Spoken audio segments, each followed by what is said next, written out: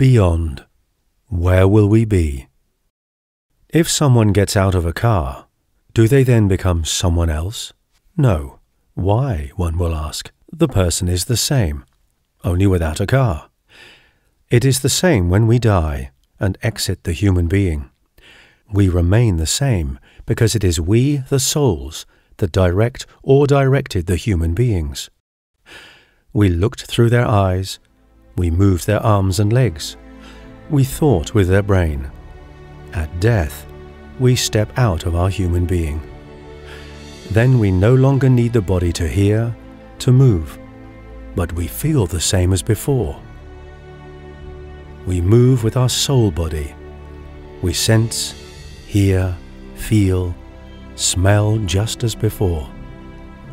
Perhaps we think we can't do that without a body.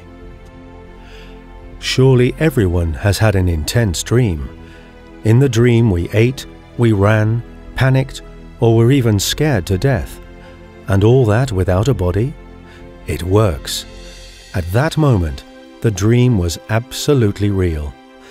If someone had said to us in the dream that all of it was not real, we would not have believed them, and perhaps would have classified their arguments as a conspiracy theory and laughed at them. After all, we felt no difference from the usual life in a human being in the fully material world. Everything was consistent and seemed to be all right. Thus, we can perfectly project a world so that we do not even notice the difference from our apparently real world. Even if the dream was not real, but mostly merely a projection of our subconscious, we still experienced that we had the feeling of living in a real world. In the world beyond, however, life without a body is not an illusion, even though certain souls may live in their projection for a while. Sleep is often called the little brother of death. The soul also separates from the body in sleep. The sole difference is that the so-called silver cord, which connects body and soul, is not severed during sleep, so that the soul can slip back into the body at any time. However, the process is the same. Viewed this way, leaving the body is a daily event for the soul, and it has experienced this many thousands of times, even when we don't remember it. The content of this documentary is based on research from various sources, not least from old traditions that have been passed down, as well as current writings from current prophetic writings and so-called apocrypha, some of which were first discovered in our time. We often say, well, no one has come back, so we don't know what happens after death, and whether or not there is at all a life that continues after death. That is not quite correct, because again and again there were and are people who expanded their consciousness to such an extent that they had, or have, the ability to cross the boundaries of time and space. Thus, clairvoyant people, mystics or prophets, could not seldom pass this barrier to the so-called beyond and take a look into these worlds that are normally hidden from us. But what exactly happens when we exit the human being? How does dying actually work? A folk saying says, "As the tree falls, so does it lie." This wisdom also applies to dying and the beyond. The transition into the other world takes place individually for each person. For example, people who did not believe in a continuation of life after death die. They believed only in their body, with which they have savored so much on earth. But now the body of this person is cremated. Such a soul that is bound to the earth and which is still so closely connected with its body will be shocked by this event, because even if the body can no longer feel anything, in this case, the soul is still so closely connected with the body and its cells that the soul may even suffer the pain of burning. Then the body is only ashes in an urn. The soul may cling to the urn because vibration-wise it feels that its beloved human body is in the urn. It can remain caught in a time loop for a very long time, until it realizes its true state and awakens in the new reality, because in its world, time no longer exists. Another example. The body of a person who, all their life long, thought only of their advantage, is buried in a casket. The soul watches its funeral and remains sitting on its grave. The person may have heard from priests or pastors about a resurrection of the flesh on the day of judgment, and because the soul carries this image in it, it definitely does not want to miss this event. It does not notice that its day of judgment, that is, its last day, had already come when the body died. It does not see the spirit beings that want to help it. It does not hear its guardian spirit that wants to lead it on. It does not believe in anything, and does not want to accept any enlightenment and help. It believes only what the clergy taught the person. And with such a soul, it can take a long time until it realizes that the truth is another one, and lets itself be helped. Still others seek out their earthly family, and continue to move about in their familiar surroundings. How many such ignorant and wandering souls might there be?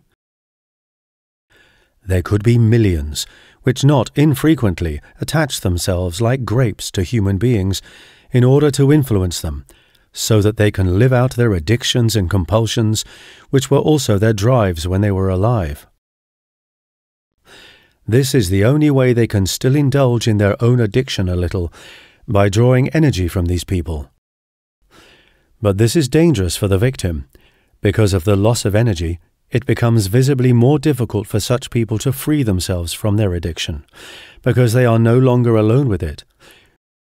Whether it is smoking, alcohol, sensuality, drug addiction, or many other things, the victim is increasingly at the mercy of these addicted souls.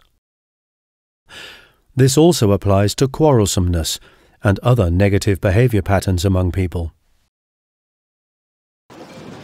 There are also many restless otherworldly beings that have a sadistic satisfaction in inciting people to riots, tumults, and wars.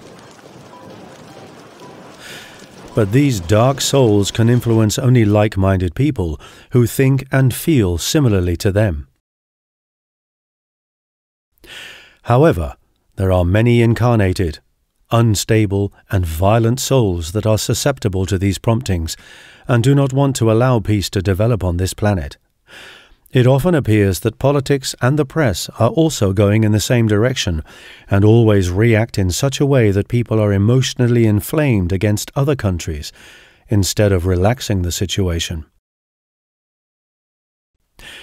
These earthbound souls, which cling to people in order to suck energy from them, cannot further burden themselves through this behavior because they live in a somnambulistic state.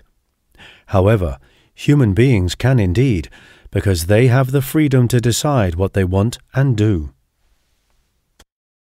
As mentioned at the beginning, there are people who are clairvoyant and can see the deceased and people's auras and much more. One such person, who wishes to remain anonymous, said that he can see aggression increasing among young people. He can also see the entities that attach themselves to young people and lead them to violent and imbecile actions. These young people have themselves invited the demons because they take drugs or watch horror movies and play violent computer games. This opens the door to the dark world, especially in the city. He could observe how the auras of the people visibly darkened, but had changed less in the countryside. Nevertheless, he has the feeling that the light is getting stronger, and the darkness feels cornered and has its back to the wall. The dark forces are therefore under pressure to act increasingly aggressively. They may very well feel that their time and their power is coming to an end, because the vibration of the earth is slowly changing. But now on to the topic, the beyond. Where will we be? It can be that a deceased person lingers for a long time in our world, fixated on his old habits and his former family.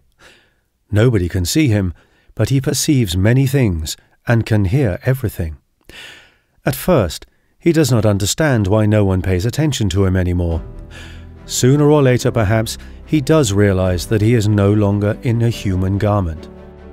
Perhaps he slowly becomes aware of his situation, that he now lives as a soul in another world, and that it no longer makes sense to continue to stay in his old world, where he can no longer have any effect. Only just now does he see and hear the spiritual beings that want to help and guide him. So he then goes to the astral world of those like him, because like attracts like. There he lives, for example, among egocentric souls that are always concerned about their own well-being. Perhaps he is also prepared there for a new incarnation, because souls bound to the earth, which are full of desires and longings for earthly success and pleasures, are inevitably attracted back to earth as if by a magnet. But to be able to incarnate, many prerequisites must be fulfilled. Everything is connected with everything, and so many cosmic aspects must coincide with each other for a possible incarnation. The future parents must have natures that largely correspond genetically with the incarnating soul, and fulfill other prerequisites in order to be able to attract this particular soul. We humans cannot imagine these comprehensive causal connections.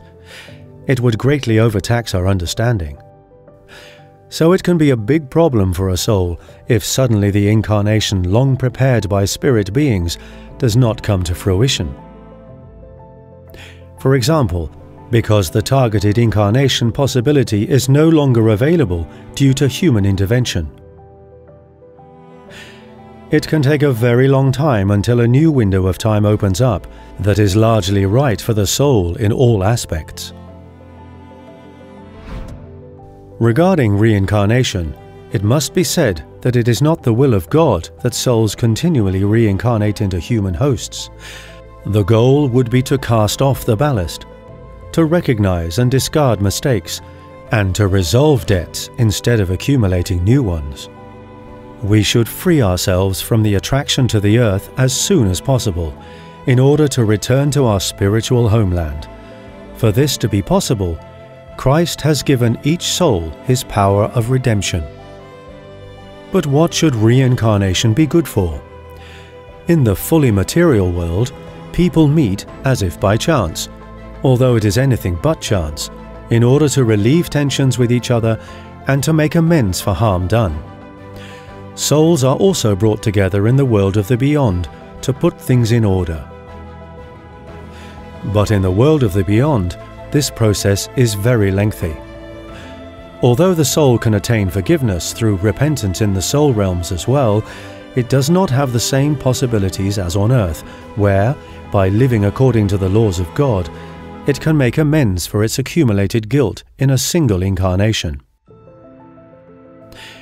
This is the reason why, despite great risks, a new reincarnation is often consciously considered. But what is it like for a soul that has already spiritually prepared itself during its lifetime on earth and thus consciously discards the human body at the time intended for it? It has made use of its life by recognizing and repenting for its mistakes, and has practiced making amends, if this was still possible. It is no longer afraid of the transition, and a joyful feeling of liberation accompanies this soul. It believes in God and the Christ power within it that will guide it as a soul. An incarnated soul has its seat near the pituitary gland, and it begins to slowly withdraw from there even before the body is discarded. It sees itself surrounded by light and perhaps already hears melodies from the sphere that corresponds to its vibration and by which it is attracted. As mentioned, each soul individually experiences this transition and arrival on the other side. For example, one soul goes through a tunnel into the light, another goes through a meadow of flowers. Sometimes the soul is warmly welcomed by its relatives and friends who have already crossed over. The soul changes sides. The former beyond becomes its new side of life.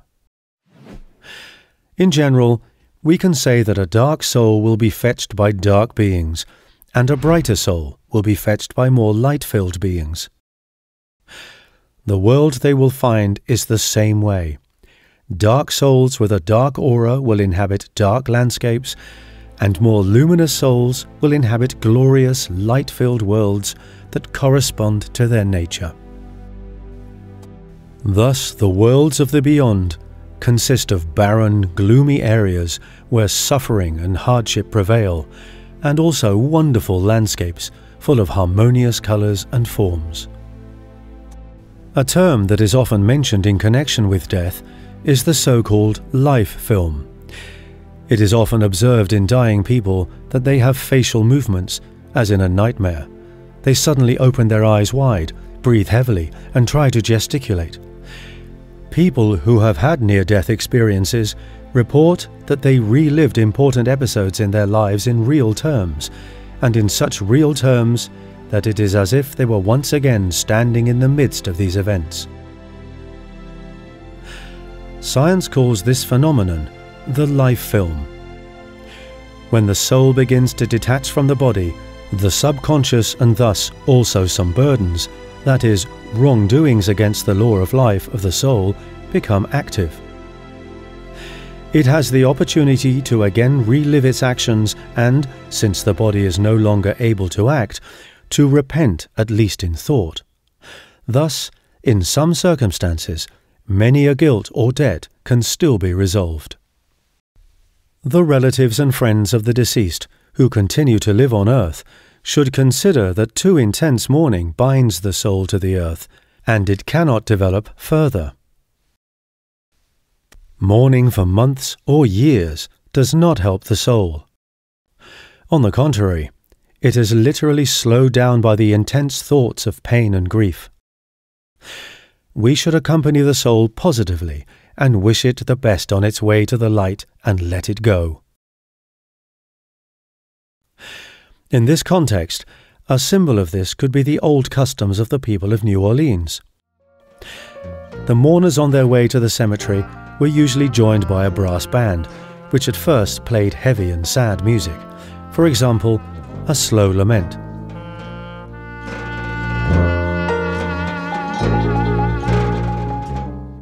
However, on the way back, the band played rousing music, and many of the people danced to it.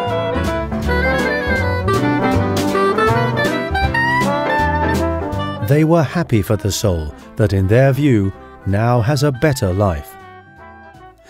But is that so? As we have heard, our life after death will be shaped by our life in this world. In this sense, it is not automatically a better life, but life will be the same as on this side of life. That is why it is said, "As the tree falls, so does it lie," or "How you make your bed is how you lie in it." If we want to live in a peaceful world after death, it is therefore necessary that we strive to live peaceably already in this world, toward our fellow human beings, toward the animals, indeed, toward all of nature. Why should it be any different? Why should a human soul that has spent its life mentally disparaging, condemning, and abusing for its own purposes, as well as mistreating others, suddenly enter so-called heaven like an angel? How should a human soul that envied and was perpetually at odds with others suddenly live in peace? Why should the soul of a human being, who felt no mercy toward animals, who took away their freedom and fattened them up in dark barns for his own profit, and had them killed directly or indirectly, now suddenly be in heaven with God, the Creator? During their lifetime, these people justified their behavior to themselves. "Everyone lives like this, it's normal," or, "Besides, I have to earn a living for myself and my family." In this way, they may have tried to soothe their conscience, but now the truth is evident, because in the beyond, nothing can be repressed. On this side of life, we can often avoid uncomfortable truths. We can close our eyes to criticism and truths that are not pleasant to us. This is no longer possible in the hereafter. In the beyond, everything is revealed. The harvest of our life comes toward us. We live in the world that we ourselves have created. The seeds we have sown are now opening, and there are no pills, no painkillers, and no tranquilizers against them. There is no escape from this world, which we ourselves built up through our thoughts and deeds. How a well-known professor, who was proud of his merciless experiments with animals, might have fared in the afterlife, is told by Manfred Keiber in the moving story Posthumous Fame. Let's listen to a short summary of this thought-provoking tale. The funeral ceremony at the casket of the famous anatomist and leader of the Physiological Institute of the Old University turned into a moving tribute by the academic community to the merits of the great deceased. On both sides of the bier stood the officers of the fraternities, and next to the family members sat the Senate of the University in full academic dress, all the faculty members and the representatives of the administration. The priest was just finishing his speech, which had deeply touched everyone's heart. He was an exemplary person, and an exemplary scholar, he concluded. We stand at the coffin of a very great person with sadness in our souls, because he has been taken from us. But by no means should we mourn and lament, for this great deceased one is not dead. He lives on, and stands before God's throne in the full splendor of his whole work-filled life. As it says in the Scriptures, "They rest from their work, and their works shall follow them." The deceased had been standing there the whole time. It seemed to him that not much had actually changed. He only remembered having seen a very luminous light, and then everything was as before, and he hardly knew that he had died. Still, it was comforting to hear how he was celebrated, and that they had spoken of God's throne with so much confidence. He was filled with a great expectation, but in this expectation there was an element of fear, something unfathomable, a great fearful question that filled his whole being. Moreover, it had become so dark that he couldn't see anything any longer. Then it became light, and an angel stood before him. How beautiful it all was! But the angel looked grave and very sad. "Where are you going?" it asked. "To paradise." "Come," said the angel. Great dark gates opened without a sound, and they entered a room that was glaringly illuminated. The walls were blood-red, and countless mutilated animals were squatting on the floor whimpering.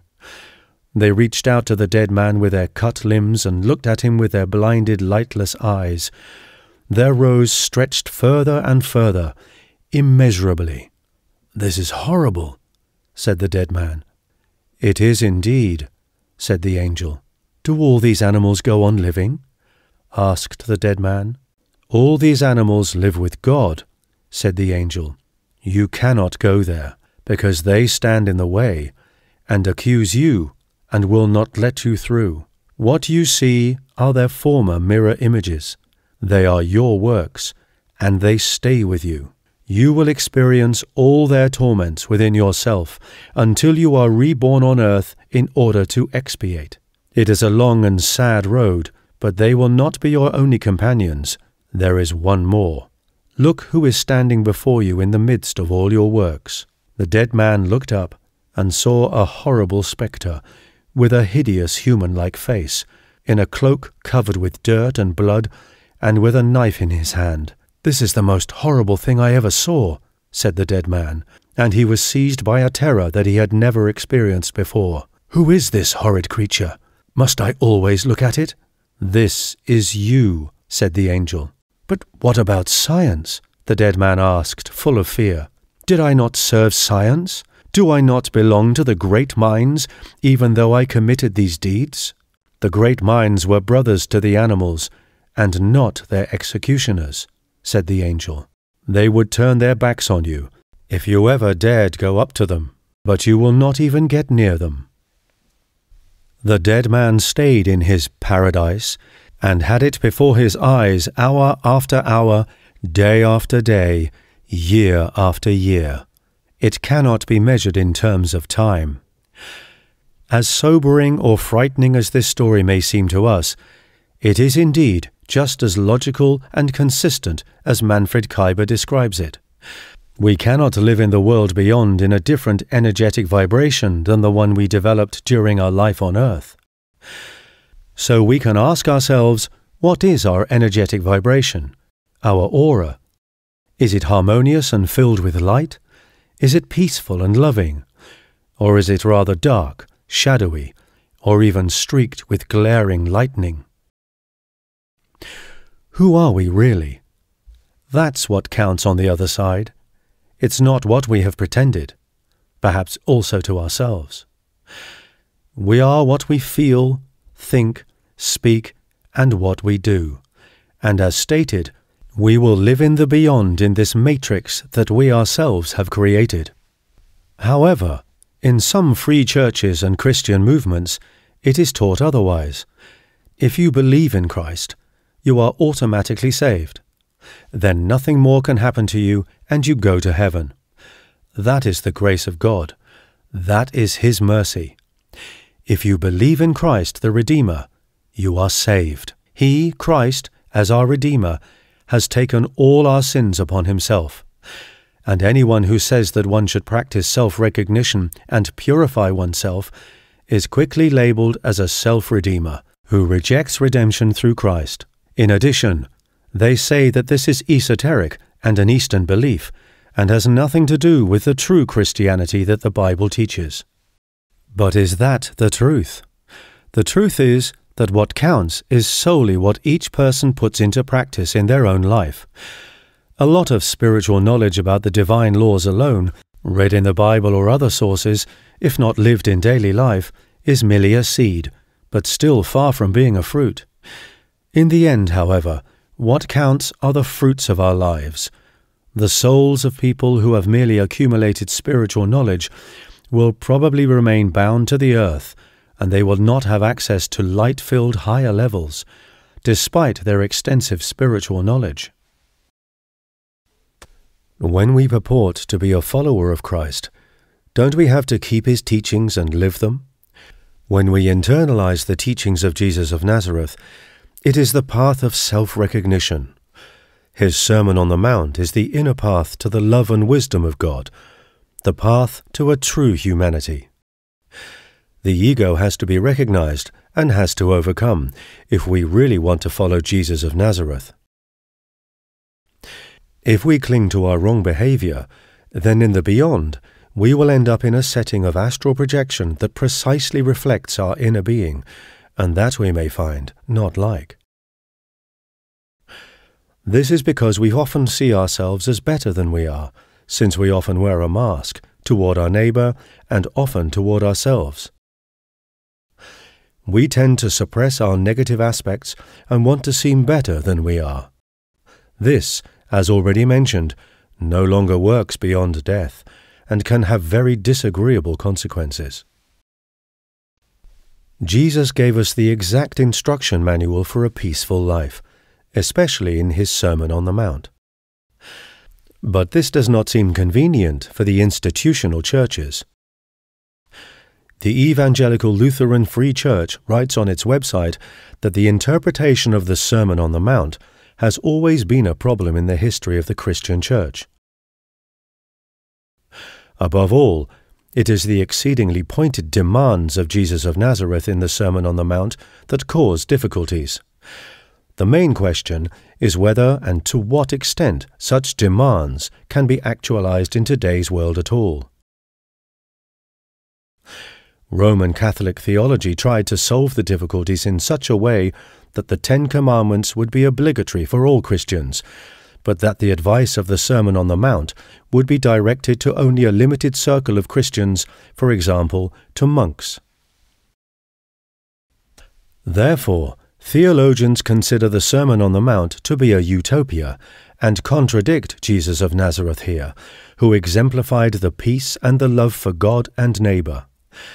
But instead of living the commandment of neighborly love, for centuries the churches have blessed weapons and led the world into the abyss of war and enmity. Did they not promote the subjugation of all God's creation for purposes of the human ego, garnished, among other things, with their belief that the Sermon on the Mount cannot be lived, that it is merely a vision, a utopia of a still distant time? That is why a kingdom of peace could never be established on this earth. All early Christian communities that over the centuries tried this again and again were systematically and brutally, according to the Catholic vocabulary, eradicated. Consequently, when one looks into the history of humankind, something like a realm of demons has come into being. Armament, the production and export of weapons, as well as participation in wars, are passed off today already as Christian virtues. Those who do not want to participate are, in politics, rather like outsiders who are not to be taken seriously and are not accepted. The demands may be high, but Jesus the Christ wants to lead us back to the eternal homeland, to the seven-dimensional spiritual homeland, back to our spiritual families, back to our wonderful spiritual dwelling planets. There in the spiritual world, there are no half measures. There one cannot ingratiate oneself with sweet words by using relationships or cheating one's way through with any kind of tricks. Only those get in who belong there, because they are pure. Regardless of whether one held a high secular or ecclesiastical office, regardless of which denomination one belonged to, or whether one is baptized or not. As high as the requirements of the teachings of Jesus of Nazareth may seem at first glance, there is no other way to get back to the eternal homeland, our true home. No one has to follow this path. And we can, in any case, as long as it is still possible, to repeatedly return to this planet. That is the freedom of each one. However, we should know one thing, and everyone can experience it. If we take only one step in the spirit of the Sermon on the Mount, on the inner path toward Christ, by endeavoring to walk this path honestly, then He comes many steps toward us.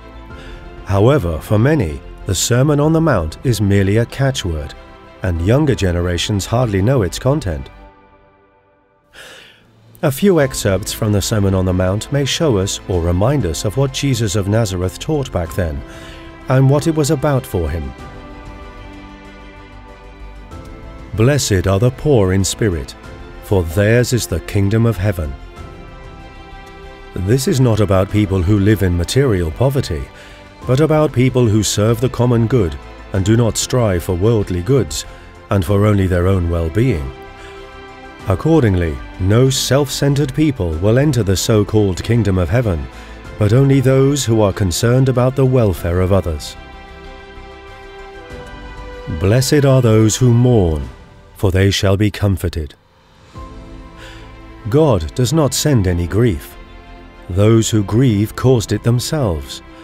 But whoever bears their suffering without blaming others and recognizes and repents of their part will be comforted.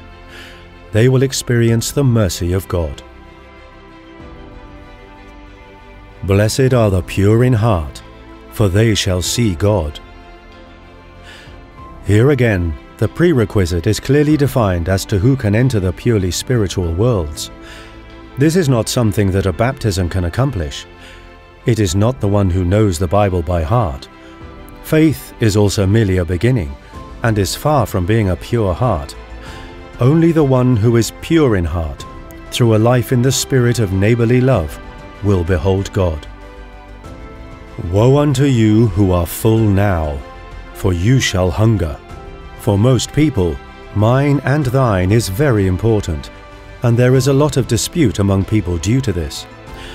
Those who satiate themselves on worldly goods are poor in light and try to compensate this weakness with external wealth, with greed and luxury. Their aura is dark, and these souls, whether in the astral world or on the earth, are attracted to their own kind. Come to terms quickly with your adversary while you are on the way to court with him, or your adversary may hand you over to the judge, and the judge to the officer, and you will never get out until you have paid the last penny. This is one of the most important teachings. It points out that the law of cause and effect is relentless. If we do not reconcile and, for example, do not try to compensate for the harm we have done to our neighbor, as long as we are still on the way, that is, as long as we live on this earth. In the beyond, neutralizing a debt becomes very difficult. Because in the astral realms, the law of attraction applies, like to like. While here in coarse matter, we can approach every human being, no matter what level of consciousness he has, to resolve the problem. If we do not make use of this, then often the only thing that remains is expiation, that is, suffering through what we have inflicted on another, or on nature and on the animals, until the last penny, that is, until the whole debt is paid. This is a very important teaching of Jesus of Nazareth, who warns us because he does not want us to suffer. But I say to you who hear, love your enemies, do good to those who hate you. For many, probably one of the teachings they dismiss as utopia. But how can someone return to the kingdom of heaven for whom there are still enemies? Unimaginable. Let's look at world politics. Aren't the reports and statements often made in such a way as to make nations hostile to each other? Jesus of Nazareth taught that we should be like the sun, which shines on all people equally. In this way we too should spread selfless love to all. If we do not become like the pure beings of light, we cannot be accepted into their community, because like attracts like. Do not judge, so that you will not be judged. For you will be judged in the same way you judge others, and with whatever measure you measure, you will be measured again in turn. And as you do to others, so will it be done to you. A tenet that explains the law of cause and effect like probably none other. Our thoughts, words, and deeds are our own judges. This principle also applies to the beyond. There we will find a world that corresponds to our behavior. If we were loners because we disparaged all others, we may very well be alone again. Perhaps in an endless desert of self-projection. If we were cold and dismissive of our neighbor, what might the corresponding world to that be? A barren, dark, and cold world? If we were stingy, what surroundings would reflect this? Perhaps a world of only moss-covered stones. The moss as the equivalent of self-love, which then represents the only food? The more we recognize and repent our own wrong behavior, our wrong attitude, our wrong deeds, and begin to seek the light, the warmer, brighter, and more luxuriant it should become in our world beyond, according to the law of correspondence. For we ourselves are the world in which we live and will live. One of the most profound and helpful teachings in the Sermon on the Mount is surely the metaphor of the beam and the splinter. How is it that you see the splinter in your brother's eye, and are not aware of the beam in your own eye? Or how can you say to your brother that you want to take the splinter out of his eye, and see, a beam is in your eye? You hypocrite! First take the beam out of your own eye, only then will you see clearly, so as to be able to take the splinter out of your brother's eye.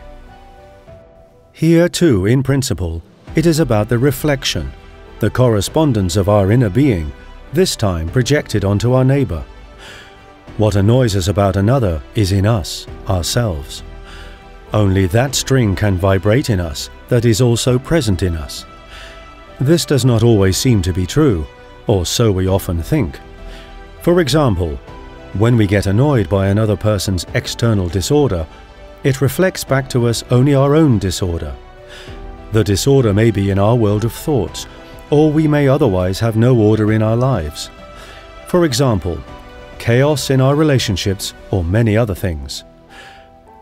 If this were not the case, we would be able to convey the hint of disorder to another person in such an understanding way that they could accept it without any problem and would not generate any counter-energy. This occurs mainly when we react from a correspondence, that is, when we project our own weakness onto the other person. Then the other person reacts harshly because he or she feels attacked. This is a very important teaching, and if we take it seriously, it is an invaluable help every day on our inner path to God. But it also means that we try to be aware of our feelings and thoughts at every moment, so as not to sleep through the day and thus leave unheeded the impulses that it wants to give us. No one knows when their judgment, that is, their last day, will be on this earth. That is why it makes sense to consciously deal with this fact from within. Let us take a few minutes and imagine that our transition to the other world is imminent. Are we free to go? Why do we possibly not want to think about it? Why are we perhaps horrified by this question? What would still keep us on this planet? What would we have to put in order beforehand? Let's check our thoughts. Is there something that is still bothering us? An example: one of our children has problems, and we want him to be happy. These are burdensome thoughts that weigh us down.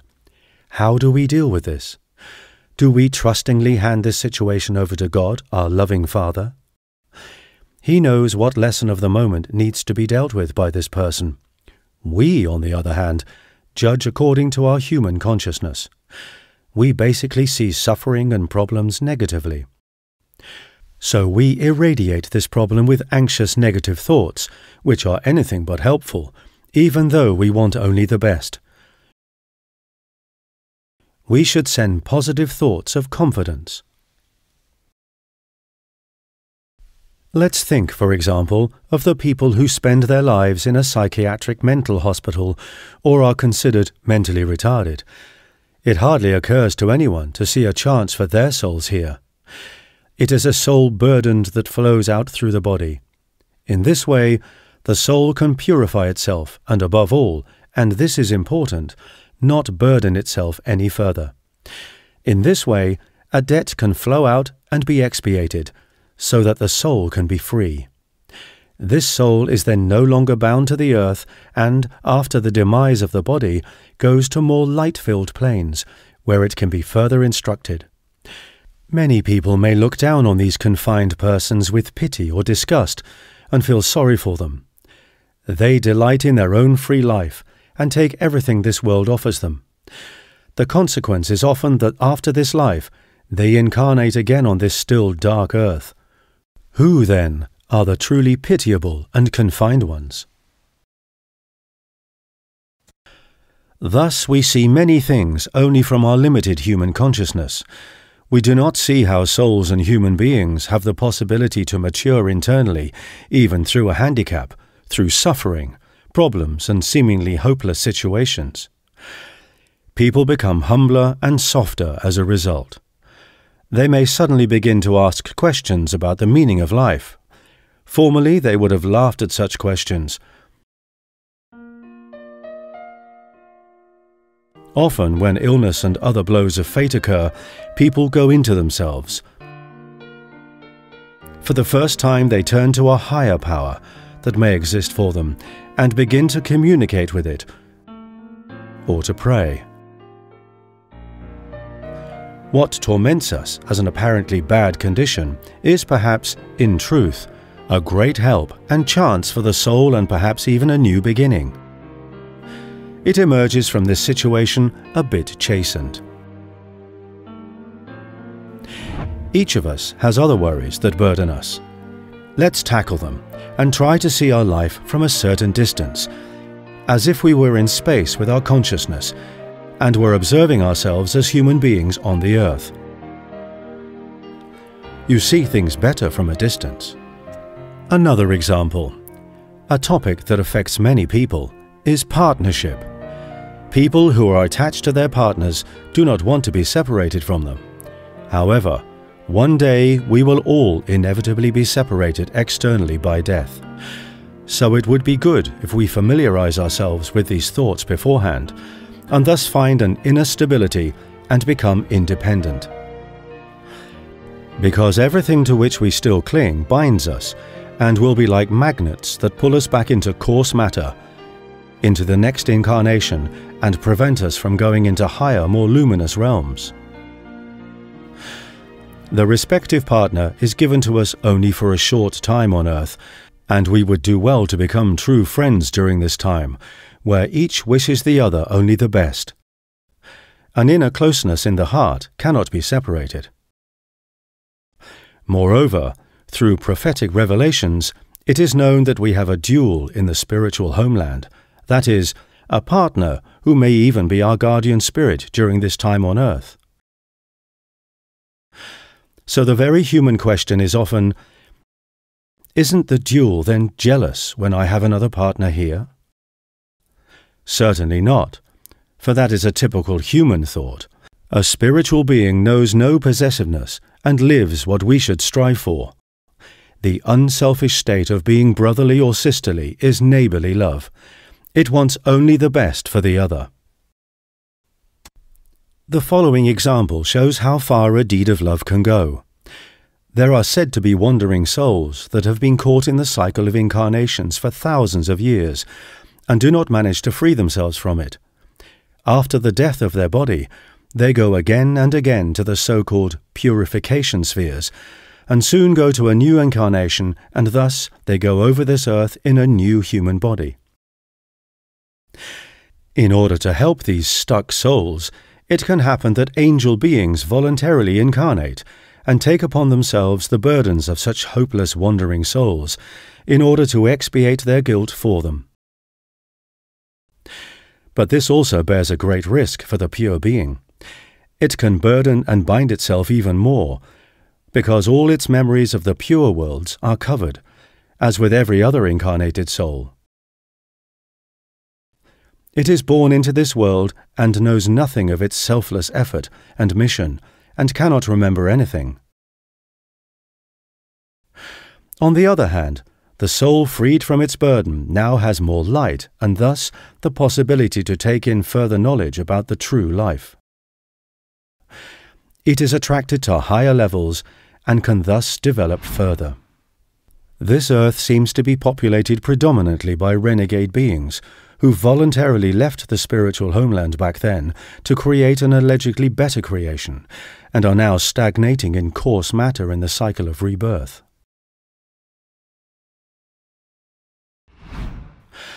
However, beings from the spiritual homeland have also incarnated in a human body. Their task is to lead back the strayed souls and to enlighten humankind. Their tasks are manifold. They too take a great risk with their selfless commitment.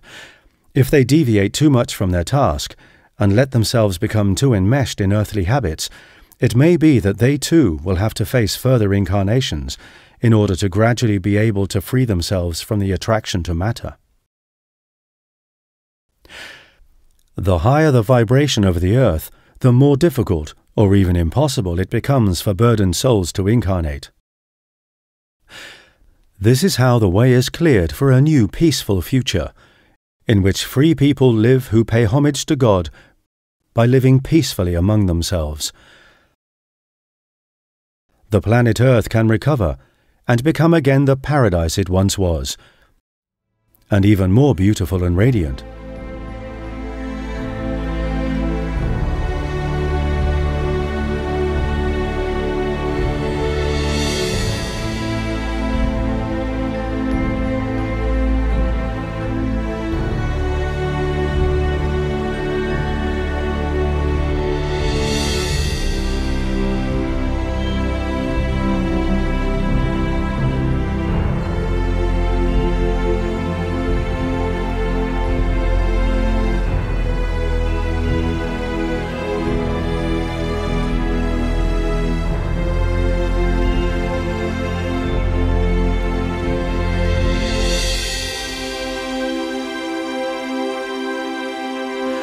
As already mentioned, Everyone experiences the world of the beyond differently, according to their state of consciousness. While some meet their self-created projections, others roam through the world of human beings as disembodied spirits. In the world of the beyond, a conscious soul meets its already deceased relatives, its spiritual friends, and is ready to be guided further by helpful, luminous beings or by its guardian spirit, always toward the light. This all depends on the extent to which the person has led a conscious life. Did he go blindly through life, or did he think about the meaning of his life? Why are we in this school of earth? We are here, for example, to forgive and to ask for forgiveness, and, for instance, to stop doing things that have led to disputes. Or maybe we are here to make up for what we have done wrong in this life or in previous incarnations. Perhaps we are also here to accept our fate, possible suffering and illnesses, and thus to also try to recognize what wrong behavior has led to this, and then to change it. Those who thus begin to analyze the meaning of their life on earth, as well as their thoughts, take the first step towards self-recognition. Only in this way can we make positive use of this school of life, and one day pass over into the world beyond as a purified soul, consciously and without fear. Jesus of Nazareth gave us the tools for this in his Sermon on the Mount. But there are more innumerable aids. All those who begin to search are guided individually, as if by chance they come across enlightening books, meet people, or find a video that helps them and answers their questions, and perhaps also awakens new questions. Everyone who has come across this video has probably already experienced this guidance. The guidance to self-recognition is to be understood under grace, not that Christ takes from the soul this path of self-recognition and purification, as many would like to believe. They may perhaps one day cry out, "Save me, O Lord, I have believed in you and read the Bible daily." Then perhaps the soul will get the answer, "Did you also put into practice what Jesus taught in your Bible in the Sermon on the Mount? Have you recognized the beam in your eye and changed? Didn't Jesus teach that only through the deed does a house stand securely on the rock, able to withstand the storms? Faith is just the beginning. Then follows the deed and the work on oneself." The question arises, how can someone enter the kingdom of heaven if there are still shadows in their aura, such as longings, desires, envy, disparagement, overestimation of self, wanting to be better than others, and much more? Does a human being fit into the circle of the pure children of God in this way? Human desires, which we still longingly want to experience today, will also be the theme after death, and will continue to bind and preoccupy us, until we have recognized their futility and self-centeredness, and are ready to change our thinking and follow the advice of the heavenly messengers of light. We should also distance ourselves from religious concepts of ecclesiastical character, because they bind us instead of setting us free. Otherwise, we will find ourselves back in the same ecclesiastical atmosphere, going to Mass and eating hosts without making even one step toward the light. Many will then have to painfully realize that the hopes and promises made to them are not true. We should therefore realize that our life on this earth is merely a short-term episode in our cosmic life, and thus should not bind ourselves, body and soul, to people or material goods, so that we will one day have an easier time finding our way in the world of the beyond. We can continue to affectionately meet people we hold dear, that goes without saying. But if we become aware that not only a limited circle, but all ensouled people are our brothers and sisters, in a figurative sense also all animals and the whole of creation that is permeated by God, then in this awareness we can bit by bit loosen our binding to matter and feel more confident, less fearful, and freer. Those who respect their fellow people will never harm them. They endeavor to be peaceable, gentle, and conciliatory people in all areas of life. Thus also toward animals and nature. Such peace-loving souls, after leaving the body and going to the world of the beyond, will not be attracted to peaceless and violent beings. They will be attracted to a planet full of light, whose vibrational melody they may be able to hear and will be guided by it. On this planet, they will live among their own kind, together with other peace-loving and gentle beings. They will be given a task or engage in an activity that will delight their heart and fulfill them. Who does not want to live one day on such a planet and in such a peaceful community? We shape tomorrow in the now. How this will look is our free decision. Therefore, let us live in such a way that we will not taste death, but see it as a transition and no longer fear it.